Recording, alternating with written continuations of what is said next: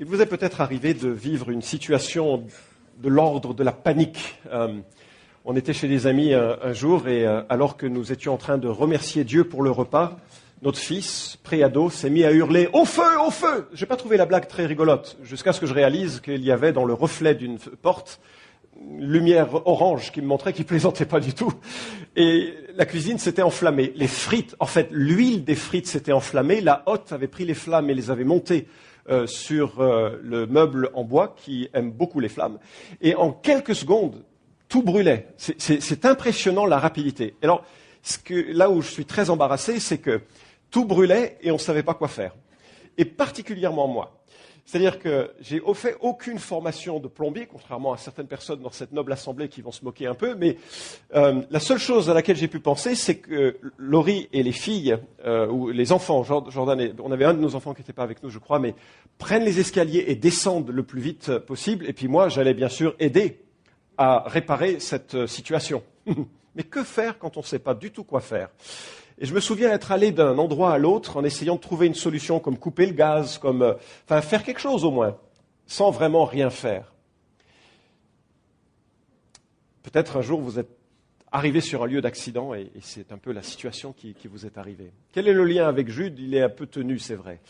Mais le lien avec Jude, c'est que les églises étaient dans une situation assez remuante et Jude est le gars qui arrive et qui met de l'ordre. Et je me suis dit que ce serait une excellente série pour enchaîner avec Colossiens, parce que Colossiens, c'était du cocooning. Si vous avez suivi cette série, c'était tellement bienfaisant. Enfin, à titre personnel, ça a été l'une des séries les plus encourageantes que j'ai pu faire. Et ça a vraiment nourri ma vie avec le Seigneur et la perspective qu'il a sur la vie chrétienne. Mais Jude, c'est l'homme qui nous invite, au milieu un peu des tempêtes et des avis différents, à prendre une position claire et à avancer dans le chemin de la fermeté dans la vie chrétienne et dans le combat par rapport à certaines situations de la vie chrétienne. Alors on va commencer une série de quelques messages, il y en a peut-être 5, 6, je ne sais pas, on va voir comment ça va se goupiller, sur cette merveilleuse petite épître qui se trouve juste avant l'Apocalypse. Donc si vous ne savez pas où la retrouver, c'est une épître qui fait qu'un chapitre. Vous regardez Apocalypse, c'est le dernier livre de la Bible, vous remontez un livre en avant, vous me suivez, vous tombez sur Jude. Et je vous invite à lire un grand passage pour lancer notre série sur Jude, les 2 premiers versets. Jude, versets 1 et 2. Il faut susurrer l'écriture, enfin il faut la goûter, il ne faut pas aller trop vite, c'est dommage. Donc Jude, chapitre 1, versets 1 et 2. Jude, serviteur de Jésus-Christ et frère de Jacques, à ceux qui sont appelés, aimés en Dieu le Père et gardés pour Jésus-Christ. Que la miséricorde, la paix et l'amour vous soient multipliés. Amen. Je le relis. Non, je le relirai au fil du temps. La première chose que je voudrais souligner dans cette épître, c'est qu'il veut qu'on soit rassurés. C'est comme quand un père veut dire à ses enfants des choses difficiles, mais comme c'est un homme qui a de la considération pour ses enfants, il commence par des choses sympas. C'est pas de la manipulation, c'est juste, il veut commencer par des choses encourageantes parce qu'après ça va tailler, enfin ça va tirer, vraiment de façon très très directe. C'est un combattant, Jude. Et donc il commence son épître en visant à rassurer ceux et celles qui appartiennent réellement, objectivement à Jésus-Christ. Et quand je parle de ceux qui appartiennent réellement et objectivement à Jésus-Christ, c'est-à-dire, je parle non pas à des gens qui fréquentent les églises, qu'elles soient protestantes ou catholiques, mais des gens qui sont personnellement devenus des disciples, des apprentis de Jésus-Christ. Des gens qui ont fait de Jésus leur sauveur, leur Seigneur, et qui veulent vivre en lui. Et ces gens-là sont souvent en situation de combat, de lutte, avec des influences diverses. Et Jude nous invite à avoir la pitbull attitude. C'est pour ça qu'il y avait une photo de pitbull, mais je reviendrai là-dessus. Quand on parle de Jude, serviteur de Jésus-Christ et frère de Jacques, de qui on parle ? Le grec porte Judas, qui est évidemment le même nom que celui qui a trahi Jésus. C'était un nom qui était assez commun à l'époque, et parmi les Juifs notamment, parce que l'un des 12 aînés qui a donné les 12 tribus de Juda, 12 tribus d'Israël, portait le nom de Judas. C'est également le nom d'un héros du temps des Maccabées qui a réussi à renverser Antioche IV Épiphane, que vous connaissez tous par son prénom et son action. Antioche IV Épiphane. Et un homme qui a été d'une grande violence à l'égard des Juifs et qui a pu être renversé au IIe siècle avant Jésus-Christ. Et Judas est devenu, par les exploits militaires qu'il a réalisés, le grand héros du peuple juif. Et donc beaucoup de gens nommaient leurs enfants par ce prénom. Alors, dans le Nouveau Testament, il y en a 8 qui portent ce nom. On peut éliminer, bien sûr, Judas, le traître, parce que lui, il est mort. Et puis, on en a d'autres qui sont affiliés ou en lien avec Jacques. Le premier, c'est l'apôtre Jude, fils de Jacques. Mais comme c'est le fils de Jacques, c'est pas le frère de Jacques. Vous suivez? Donc, il peut être éliminé. Le seul autre personne qui peut correspondre à la description de ce Jude, serviteur de Jésus-Christ et frère de Jacques, c'est Jude, le frère de Jésus-Christ. C'est-à-dire que Joseph et Marie étaient fiancés.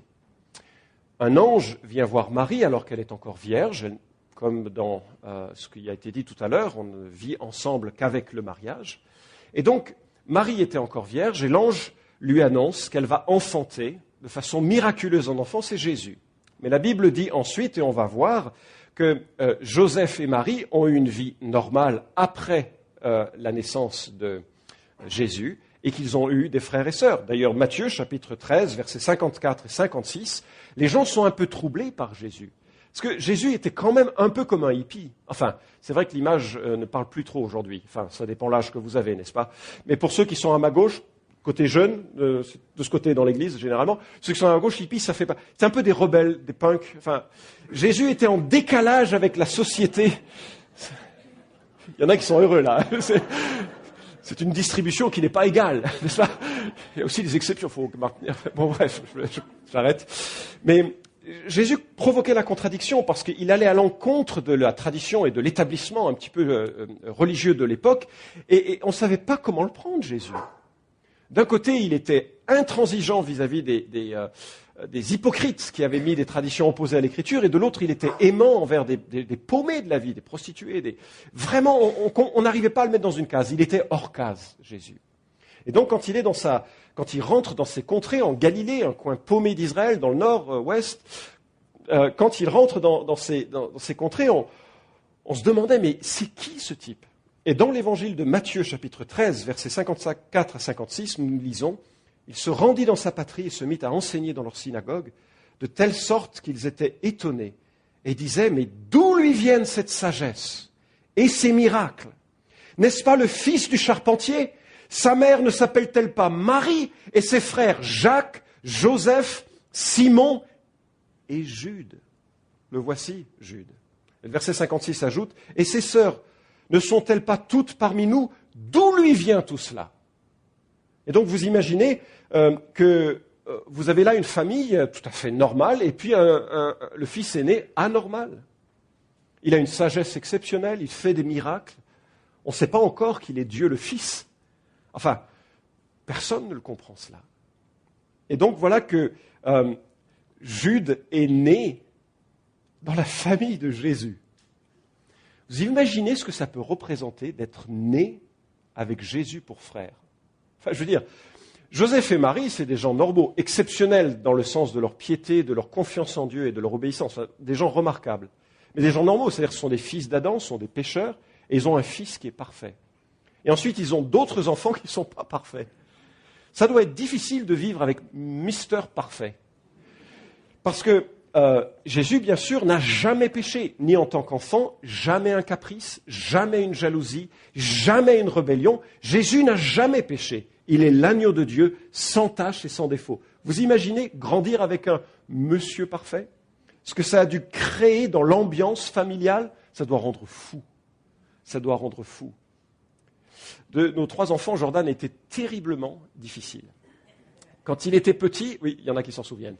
Quand il était petit, il fallait vraiment le cadrer. Je me souviens, Laurie, qui parfois téléphonait au bureau. C'était vraiment difficile parce qu'il fallait le cadrer, mais 24 heures sur 24, quoi. Et par contre, il avait 2 sœurs qui étaient vraiment plus faciles, qui obéissaient aisément, qui étaient, voilà. Et alors, un jour, on a couché les enfants, et puis ils étaient en très bas âge. On a couché les enfants, et puis Mélissa est venue nous voir juste après, parce que de toute façon, à cet âge-là, juste après, on dort. Enfin, dans ces âges-là, on est tellement fatigué qu'on ne fait plus rien le soir. Mais Mélissa rentre dans la chambre et on lui dit, mais on t'a dit de te coucher, il faut que tu... Oui, elle rentre se coucher. Puis on essaye de se rendormir, et puis elle revient dans la chambre, puis avec un grand sourire, sans rien dire, c'est bizarre, ça ne faisait pas partie de son comportement. On dit, mais tu vas te recoucher maintenant. Et puis cette fois-ci, c'est moi qui prends les choses en main, et je lui dis, écoute, je veux juste que tu saches que si tu le refais, si tu n'as pas de raison de venir, si tu as une raison, il n'y a pas de problème, mais si tu n'as pas de raison de venir, ça s'appelle une désobéissance, et chez nous, la désobéissance, c'est très clair. On en parle, et le remède, c'est la fessée. Mais on en parle avant, c'est calme, c'est posé, c'est pas de la violence, c'est juste, voilà, il y a un cadre, et quand tu le passes en dehors de ce cadre, elle regarde, elle dit oui. Puis comme ce n'était pas dans son caractère, on a mis le petit, vous savez, les takiwaki, pas les takiwaki, mais les interphones, merci, j'ai oublié comment ça s'appelait, les interphones pour voir ce qui se passait, parce qu'elle partageait la chambre avec Jordan. Bonne idée. On a entendu, mais ça, va voir papa et maman. Et puis une petite voix qui disait « Oui ». En fait, on a compris ce qui se passait. Il y avait Madame Parfaite dans la maison, et Jordan, qui ne l'était pas, trouvait que c'était un peu déséquilibré. Pourquoi est-ce que lui devait recevoir toutes les fessées, alors que sa sœur n'en recevait aucune? Donc, pour équilibrer les choses, il a envoyé sa sœur pour voir jusqu'où ça pouvait aller. Hélas, nous avions perçu le stratagème. Devinez qui a reçu la conséquence de ses actes. Et je me dis, Jude a dû vivre ça. Sauf que, bien sûr, Jésus n'aurait jamais fait un truc comme ça, mais il a dû vivre cette relation difficile avec un enfant qui est constamment parfait. Constamment parfait. Alors, l'enfance de Jésus a suscité d'incroyables fantasmes. Vous savez que la Bible parle juste de sa naissance, et puis d'un événement quand il avait 12 ans, et on n'entend plus parler jusqu'à ce qu'il soit un homme, lancé dans la vie active, probablement aux côtés de son père en tant que charpentier, et au moment où il prend l'appel que Dieu lui avait lancé pour venir sur terre, qui est de témoigner de la vérité et de mourir en sacrifice pour les péchés. Et donc un certain nombre de personnes ont supputé sur l'existence d'une vie inconnue dans l'enfance de Jésus. Et au IIe et IIIe siècle, il y a des écrits qu'on appelle apocryphes, qui racontent des choses sur son enfance qui sont absolument pas fiables, mais qui nous donnent un peu l'image ou l'idée que les gens se sont fait ensuite pour essayer de récupérer le personnage de Jésus. Par exemple, dans l'évangile de Thomas, nous lisons la chose suivante. L'enfant Jésus, étant âgé de 5 ans, jouait sur le bord d'une rivière. Il recueillit dans de petites fosses les eaux qui coulaient, et aussitôt elles devinrent pures, et elles obéissaient à sa voix. Ayant fait de la boue, il s'en servit pour façonner 12 oiseaux, et c'était un jour de sabbat. Et beaucoup d'autres enfants étaient là et jouaient avec lui. Un certain juif, ayant vu ce que Jésus faisait et qu'il jouait le jour du sabbat, alla aussitôt dire à son père, « Vois, ton fils est au bord de la rivière et il a fait 12 oiseaux avec de la boue. Il a profané le sabbat. » Et Joseph vint à cet endroit et ayant vu ce que Jésus avait fait, il s'écria, « Pourquoi as-tu fait cela? Le jour du sabbat, ce qu'il est défendu de faire. » Jésus frappa des mains et dit aux oiseaux, « Allez » et ils s'envolèrent en poussant des cris. C'est pas vrai, c'est pas dans la Bible, juste pour préciser. Un autre texte dit, Jésus traversait une autre fois le village et un enfant en courant lui choqua l'épaule. Jésus fut irrité et lui dit, « Tu n'achèveras pas ton chemin. » Et aussitôt, l'enfant tomba et mourut. Pourquoi je le souligne? Juste parce que les évangiles apocryphes reviennent à la mode régulièrement. Da Vinci Code en a fait une de son thème, et puis il y a ensuite eu l'évangile de Judas, et puis il y a parfois une résurgence des documentaires qui disent « Ah, l'évangile de Thomas, c'est fiable ». Non, ce n'est pas fiable, c'est bien postérieur à la situation du Nouveau Testament et des personnages. Et je le souligne aussi pour souligner qu'avec Hébreux 5,15, nous savons que Jésus a été tenté en tout point comme nous le sommes, mais sans commettre de péché. Et j'imagine qu'à la cour de récré, des garçons ont dû vouloir abuser de la gentillesse ou de la disposition de Jésus, et qu'il n'a jamais répondu en dehors de ce qu'il fallait répondre. Jamais. Qu'il n'a jamais été de cette ambition fausse, tordue, jalouse, méchante, qu'il n'a jamais calomnié, ni été d'un comportement déplacé avec quiconque, dès son enfance. Et Jude le frère de Jésus, a vu tout cela. Et quand il ouvre son épître, ce que je remarque, c'est qu'il ne l'ouvre pas en disant « Alors, Jude, frère de Jésus-Christ ». Parce que ça en aurait imposé, n'est-ce pas? Je veux dire, franchement, s'il y avait une chose à dire pour dire « Écoutez-moi », ça aurait été ça. Hein. Mais il ne dit pas cela. Il dit « Jude, frère de Jacques ». Jacques, qui était un des autres fils de Joseph et Marie, et qui était devenu la colonne de l'église de Jérusalem, son évêque, son pasteur, son berger, son responsable avec l'ensemble des autres qui contribuaient à son œuvre. Et d'ailleurs, son chemin a été un peu chaotique. Jean, chapitre 7, verset 5, nous dit « Ses frères, à Jésus dans le contexte, ses frères non plus ne croyaient pas en lui. » Et je ne sais pas quel a été le processus, la réaction. Peut-être qu'ils en avaient tellement marre de Jésus un peu différent, que quand Jésus a commencé son ministère, ils ont dit, alors là, vraiment, c'est la fin des fins, quoi. Il est en train de passer au-delà de toute mesure. C'est impossible de le suivre, ce Jésus. Il est trop différent, trop différent. Et Jude et Joseph et ses frères et sœurs ne croyaient pas en lui, jusqu'à ce qu'on le retrouve, après la résurrection de Christ, parmi ceux qui étaient devenus des croyants. En Actes chapitre 1, il est avec ceux qui prient et qui vont recevoir en Actes chapitre 2 le Saint-Esprit qui va lancer l'Église dans cette nouvelle dimension où les enfants de Dieu sont maintenant baptisés de l'Esprit Saint lorsqu'ils se tournent vers Christ. Et à partir de là, ça devient un itinérant. Selon 1 Corinthiens 9,5, nous lisons que Paul essaye de se justifier par rapport aux accusations des Corinthiens. Et Paul écrit « N'avons-nous pas le droit d'emmener avec nous une sœur qui soit notre femme, comme font les autres apôtres, et le frère du Seigneur ?» Et s'efface. Et les frères du Seigneur, et s'efface. En sorte que Jude, semble-t-il, s'est marié avec une sœur, c'est-à-dire avec une disciple de Jésus, avec une chrétienne, et ensemble, ils ont parcouru différents territoires pour enseigner, parler de Jésus. Et qu'est-ce qu'on sait de plus de Jude? Plus rien. On ne sait pas ce qu'il est devenu. Mais il y a un témoignage assez touchant que l'on retrouve dans le livre que Eusèbe de Césarée écrit au sujet de l'histoire de l'Église primitive. Et il nous est dit que les petits-fils de Jude eurent à comparaître devant l'empereur romain Domitien, ce qui était un empereur qui a persécuté les chrétiens. Et l'empereur mettait en cause leur loyauté parce qu'ils étaient de la lignée royale de David. Et à cette époque, il y avait la crainte que les Juifs se rebellent et remettent un roi de la descendance de David pour remettre en marche le royaume de Judée.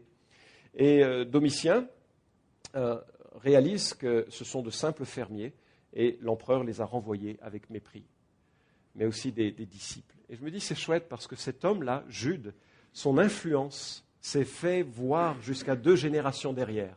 C'est chouette ça, je trouve. Alors voilà donc celui qui nous laisse cet épître, frère de Jésus, l'humilité, mais également frère de Jacques, donc dans son humilité, puis également serviteur, esclave de Jésus-Christ, un homme qui a donné sa vie pleinement à la personne de Christ. Et voilà ce que je voulais souligner, c'est que tout au long de son épître, il est extrêmement mordant, pour reprendre cette image qui est là. Il paraît que les pitbulls ont une configuration de la mâchoire qui fait que lorsqu'ils ont mordu, ils peuvent garder ça comme une sorte de hameçon. C'est verrouillé. Et c'est pour ça que c'est terrible, les dégâts d'un pitbull, c'est que quand il a mordu, il ne lâche plus. Et l'épître de Jude nous invite véritablement à avoir cette attitude pitbull sur un certain nombre de dossiers qu'il va ouvrir. On en parlera dans les prochains dimanches. Mais pour commencer, il veut vraiment que nous soyons rassurés dans notre identité de chrétiens. Et je voudrais souligner les trésors avec lesquels il qualifie ceux qui appartiennent à Jésus. La première chose, toujours dans le verset 1, il est dit à ceux qui sont appelés. Jude dit de ceux qui sont chrétiens qu'ils sont appelés. Ça veut dire quoi qu'ils sont appelés? Alors imaginez que vous êtes au Club Med. Moi qui ai une très longue expérience des Club Med, je sais comment ça se passe. Le gentil animateur vous appelle pour faire un jeu dans une soirée. D'accord? Mais vous savez très bien que s'il vous appelle à faire un jeu, vous pouvez quoi? Dire oui ou dire non. C'est un appel amical, souvent idiot. Bref, c'est un appel à participer à quelque chose et vous pouvez dire oui ou vous pouvez dire non. Ça dépend simplement de votre volonté de vous laisser embarrasser par la situation ou pas. Et puis, imaginez un autre Club Med. Cette fois-ci, vous êtes à l'armée et le sergent vous a sélectionné pour une tâche. Et vous êtes appelé à sortir des rangs et à rejoindre ceux qui vont s'occuper de cette tâche. La question ne se pose pas de la même manière, n'est-ce pas? D'un côté, vous avez un appel optionnel, de l'autre, vous avez un appel que vous avez plutôt intérêt d'écouter. Parce que les conséquences sont assez terribles. Et dans le Nouveau Testament, nous avons ces deux notions qui sont associées au verbe appeler. Par exemple, d'un côté, Jésus nous dit il y a beaucoup d'appelés, mais peu d'élus, dans le sens qu'il y a beaucoup d'appelés dans le monde à la foi chrétienne. Il y a tous ceux qui ont grandi dans un environnement chrétien et qui ont entendu « oui, Jésus qui meurt pour les péchés, oui, oui, oui, oui ». Ils sont tous appelés. Il y a beaucoup de gens qui ont lu l'Évangile, qui entendent « venez à moi, vous qui êtes fatigués et chargés, et je vous donnerai du repos ». Oui, oui, oui, ils ont entendu ça. Ils sont appelés. Et ils sont appelés, mais alors ça ne reste pas plus loin qu'un appel Club Med. Et tout au long de l'Écriture, nous avons ces appels Club Med. Je ne sais pas si c'est la meilleure manière de les décrire, mais vous voyez ce que je veux dire. Ésaïe 45 nous dit « Tournez-vous vers moi, soyez sauvés, vous tous confins de la terre, car je suis Dieu et il n'y en a pas d'autre. » Sous-entendu, arrêtez de vous tourner vers des idoles, vers des faux dieux. Tournez-vous vers moi. L'appel est à tous. Jésus dit « Jérusalem, Jérusalem, qui tue les prophètes, qui lapide ceux qui te sont envoyés. Combien de fois ai-je voulu rassembler tes enfants comme une poule rassemble ses poussins sous ses ailes, et vous ne l'avez pas voulu. » C'est un appel général, Club Med. Vous faites ce que vous voulez avec. Ézéchiel dit « Je suis vivant, oracle du Seigneur l'Éternel. Ce que je désire, ce n'est pas que le méchant meure, c'est qu'il change de conduite et qu'il vive. Revenez, revenez de vos mauvaises voies. Pourquoi devriez-vous mourir, maison d'Israël ?» Il y a cet appel extraordinaire que nous trouvons dans la parabole de Luc, de la parabole de Jésus qu'il nous est laissée dans l'évangile de Luc au chapitre 14, et qui nous est représenté sous cet angle-là. Un homme donna un grand repas et invita beaucoup de gens. Un appel. À l'heure du repas, il envoya à son serviteur dire aux invités « Venez, car tout est déjà prêt. » Mais tous, unanimement, se mirent à s'excuser. Le premier lui dit « J'ai acheté un champ, je suis contraint d'aller le voir. Tiens, moi, je te prie pour excuser. » Un autre dit « J'ai acheté 5 paires de bœufs, je vais les essayer. » C'est rigolo, parce qu'on entendrait presque « Je viens d'acheter une Mercedes. Excuse-moi, je vais l'essayer. Tiens, moi, je te prie pour excuser. » Un autre dit « Je viens de me marier. C'est pourquoi je ne puis pas venir. » Le serviteur, de retour, rapporta ces choses à son maître. Alors le maître de maison, irrité, dit à son serviteur « Va promptement sur les places et dans les rues de la ville et amène ici les pauvres, les estropiés, les aveugles et les boiteux. » Le serviteur dit « Maître, ce que tu as ordonné a été fait. Il y a encore de la place. » Le maître dit au serviteur « Va par les chemins et le long des haies, contrains les gens d'entrer afin que ma maison soit remplie. Car je vous le dis, aucun de ces hommes qui avaient été invités ne goûtera de mon repas. » Nous avons là l'articulation des deux appels. Il y a un appel général, venez à l'auberge de Christ, venez goûter combien l'Éternel est bon. Mais ceux qui le refusent, pas de souci. Il y a un deuxième appel, qui est un appel pressant, contraint-les d'entrer.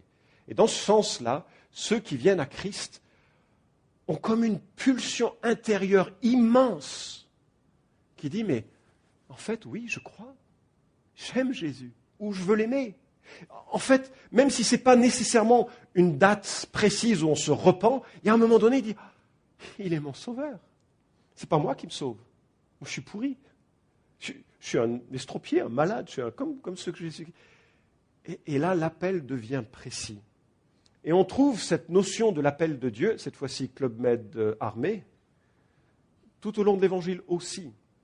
Nul ne peut venir à moi si le Père qui m'a envoyé ne l'attire, et je le ressusciterai au dernier jour. L'apôtre Paul écrit en Romains 1, « Par lui j'ai reçu la grâce d'être apôtre pour amener en son nom les hommes de toutes les nations à lui obéir en croyant. Vous êtes de ceux-là, vous qui, ayant reçu l'appel de Dieu, appartenez à Jésus-Christ. » Regardez la chaîne inexorable que l'apôtre Paul souligne en Romains 8, 28. Nous savons du reste que toute chose coopère au bien de ceux qui aiment Dieu, de ceux qui sont appelés selon son dessein. Car ceux qu'il a connus d'avance, il les a aussi prédestinés à être semblables à l'image de son Fils, afin qu'il soit le premier-né d'un grand nombre de frères. Dieu appelle généralement tous les hommes, mais son appel est particulier et quelque part s'impose à un moment donné à ceux et celles qui disent oui. Regardez ce va-et-vient encore dans les propos de Jésus en l'évangile de Jean, chapitre 6. « Tout ce que le Père me donne viendra à moi. » D'accord ? Le Père donne au Fils, tiens, toi, tu prends celui-là, tu prends celui-là, tu prends celui-là, tu prends celui-là, tu prends celui-là. Tout ce que le Père donne viendront à lui. Et je ne jetterai point dehors celui qui vient à moi. Ah, il faut que je vienne à lui. Et c'est les deux côtés d'une même pièce. Et la grande notion que nous avons avec cela, c'est que ceux qui sont en Christ le sont d'abord parce que Dieu l'a voulu. Et moi, je trouve ça très rassurant.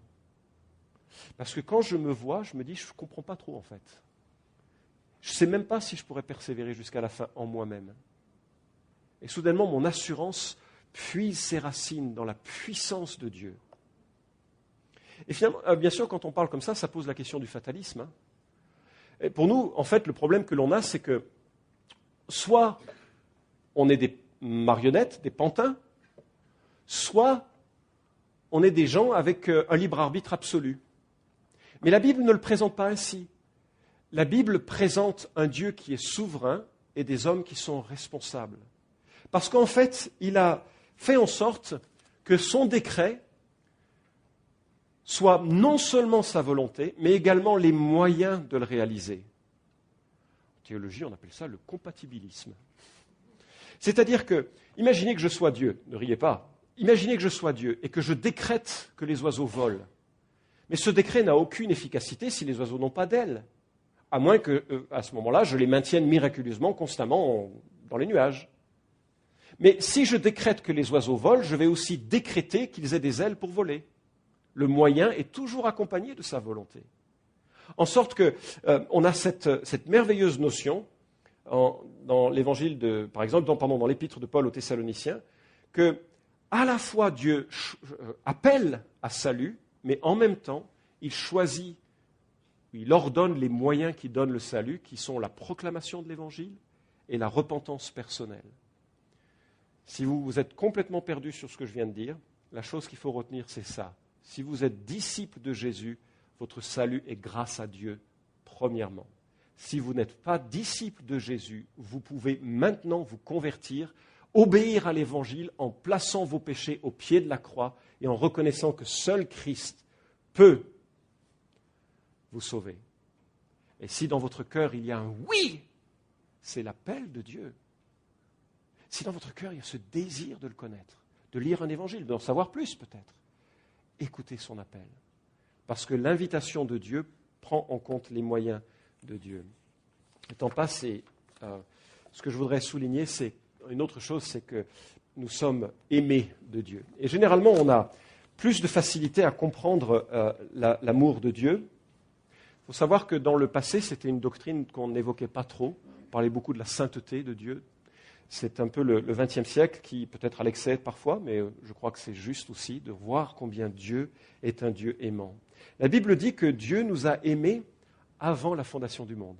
C'est génial, c'est-à-dire qu'en pleine connaissance de cause, il savait pleinement ce que nous deviendrons, ce que nous deviendrions, et il a choisi de nous aimer. Il nous a aimés et il a fait en sorte qu'on soit un jour avec lui. Il a fait un acte décisif. D'ailleurs, c'est le sens du participe qui est utilisé, le temps grammatical, c'est qu'il a choisi d'aimer dans le passé et ça a des conséquences contemporaines et présentes.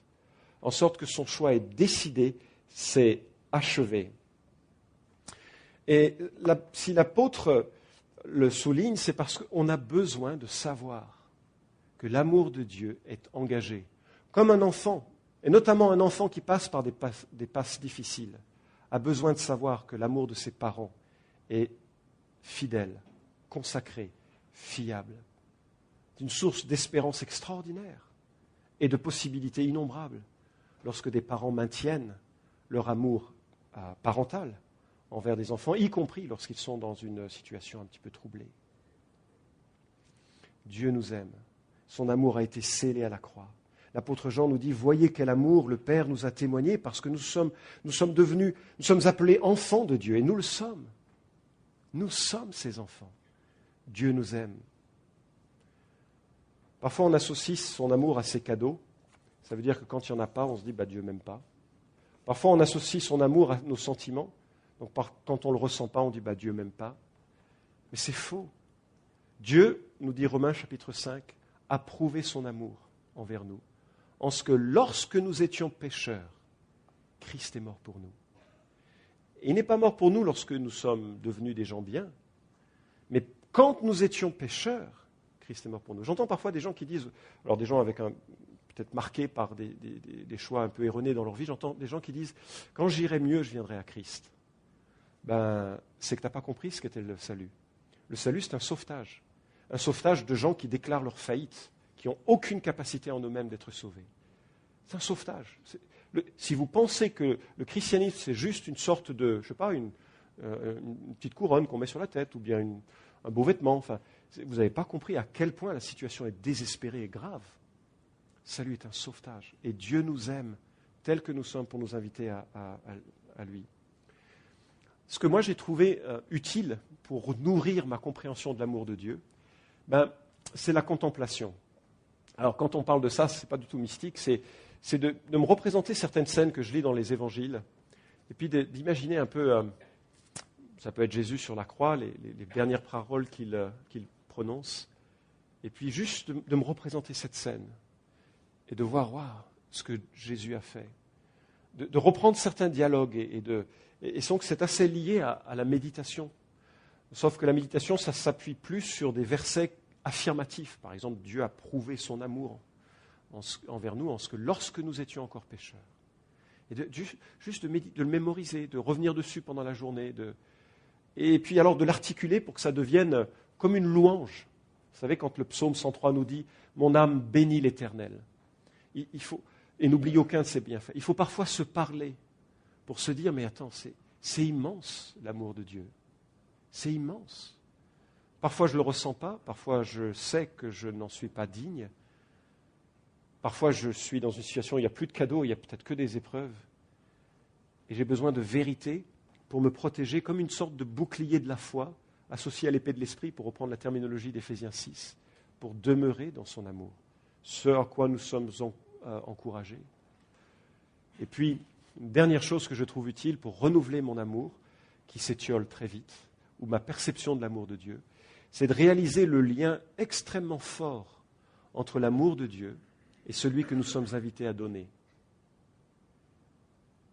Et je me dis, quand je regarde quelqu'un faire un acte aimant, je suis tout ému à l'intérieur. Pourquoi ? Parce que ça fait écho à l'amour de Dieu.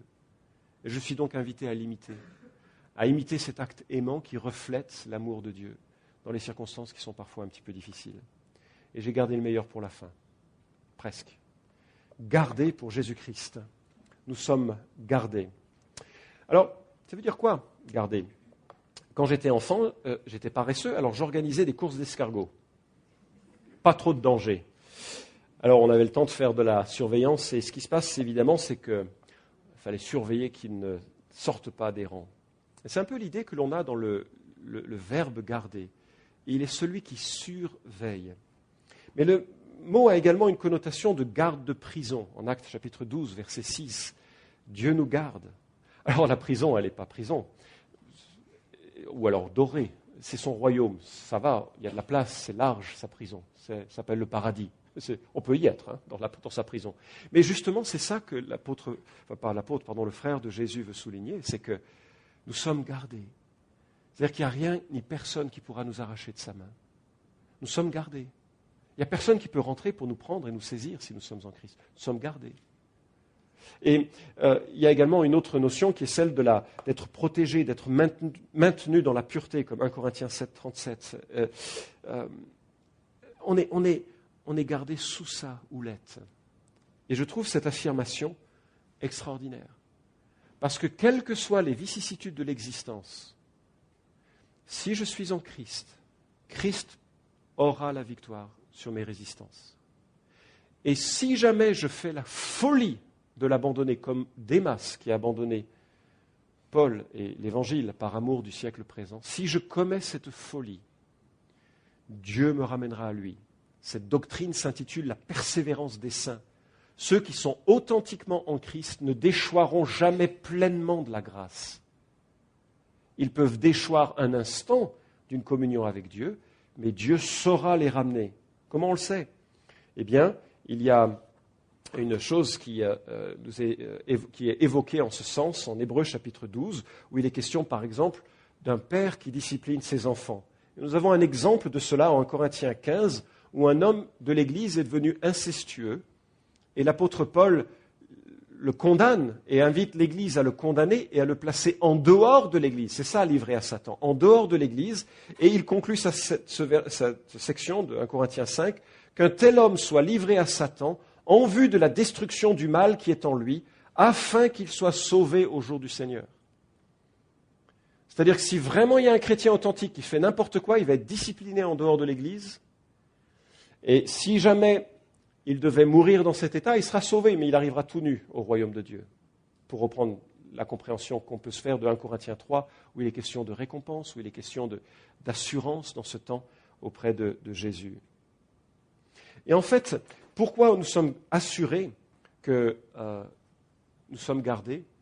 Parce que l'Évangile, fondamentalement, c'est Dieu le Père qui fait un cadeau à Dieu le Fils. Et ce cadeau, c'est l'Église, l'épouse.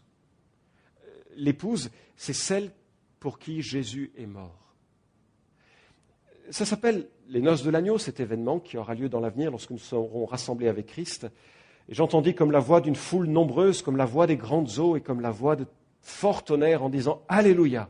car le Seigneur Dieu, le Tout-Puissant, a établi son règne. Réjouissons-nous, soyons dans l'allégresse et donnons-lui gloire, car les noces de l'agneau sont venues et son épouse s'est préparée. Il lui a été donné de se vêtir de fin lin, éclatant et pur. Le fin lin, ce sont les œuvres justes des saints. L'ange me dit, écrit, « Heureux ceux qui sont appelés au festin de noces de l'agneau. » Alors, des noces nous attendent et nous sommes gardés pour ces noces. Nous serons en blanc. Nous serons en blanc. Dernier point, je serai bref là-dessus, c'est du fait que nous sommes comblés. Comme toutes les salutations traditionnelles que nous avons dans les lettres du Nouveau Testament, il y a ce vœu que la miséricorde, la paix et l'amour vous soient multipliés. Et c'est sûr que c'est cela, n'est-ce pas, le salut. Nous sommes comblés. Dieu donne sa miséricorde, c'est-à-dire qu'il ne nous donne pas ce que nous mériterions. La grâce, c'est qu'il nous donne ce que nous ne méritons pas. Maintenant que la paix a été faite avec Dieu, nous sommes comblés de miséricorde. Dieu nous traite comme des fils. Deuxièmement, parce que Christ est mort pour nous, nous sommes en paix. Le gros problème des hommes, c'est que Dieu est en colère contre eux. Dieu est en guerre contre les hommes. Mais lorsqu'ils sont réconciliés par leur confiance en ce que Jésus a fait, ils ont la paix avec Dieu. Et puis, bien sûr, l'amour est encore multiplié. S'il y a une répétition, c'est qu'on a besoin de l'entendre. Dieu nous aime. Dieu nous aime. Il a multiplié ça. Alors, que faire de ce message ? Et c'est promis, j'arrête là-dessus. Que faire de ce message ? D'abord, je trouve qu'il y a de quoi être rassuré, non ? Quelque part, on peut faire face ensuite à des exhortations qui vont être dures. Je préviens, il y aura plus de survivants après ce message. Mais ça peut être dur parce que nous sommes solidement ancrés dans l'œuvre que Christ a lancée. Solidement. Et je me dis, si on est si solide en Christ, finalement, je suis invité à bénir. Enfin, c'est la conclusion pratique, plus de la joie du salut qui est présentée ici. Mais j'ai l'impression que de ce message, je peux faire une chose cette semaine. Et je vous encourage à faire cela cette semaine. C'est de bénir. C'est-à-dire dire du bien. Bénir, c'est bénir Dieu pour l'immensité de son salut. Mais aussi de bénir ceux qui nous entourent avec une vie qui reflète la liberté que nous avons en Jésus-Christ. C'est un tel privilège d'être aimé, d'être gardé, d'avoir toute cette richesse. Quelqu'un me disait hier combien il est dans un travail de service et la confrontation avec les gens est parfois vraiment lourde, vraiment difficile. Les gens ne sont pas agréables, les gens sont agressifs et difficiles. Et je me dis, comment recevoir des claques tous les jours au boulot sans devenir fou? Enfin, je sais que certains d'entre vous vivez ça. Enfin, j'ai vraiment de ce côté-ci un privilège immense. Moi, je pense que l'une des manières de vivre ça, c'est de savoir les racines profondes qui sont dans le salut de Dieu et qui nous permettent donc peut-être plus facilement, de faire face et de répondre en bénissant. En bénissant parce que rien de ce que les autres nous font ne peut nous prendre ce que Dieu nous a donné. Et en bénissant parce que c'est un peu le contre-pied de ce que les gens attendent de quelqu'un qui est agressé. On prie?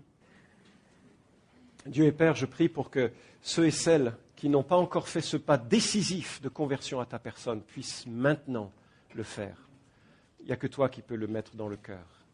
Je prie pour que ceux et celles qui sont découragés de leur marche avec Christ puissent maintenant réaliser l'étendue de leur salut et revenir à toi avec la louange, la reconnaissance et l'affirmation de tous les trésors qu'ils ont en Jésus-Christ. Et pour nous tous, je prie que nous soyons des gens qui bénissons ton nom tout au long de la semaine.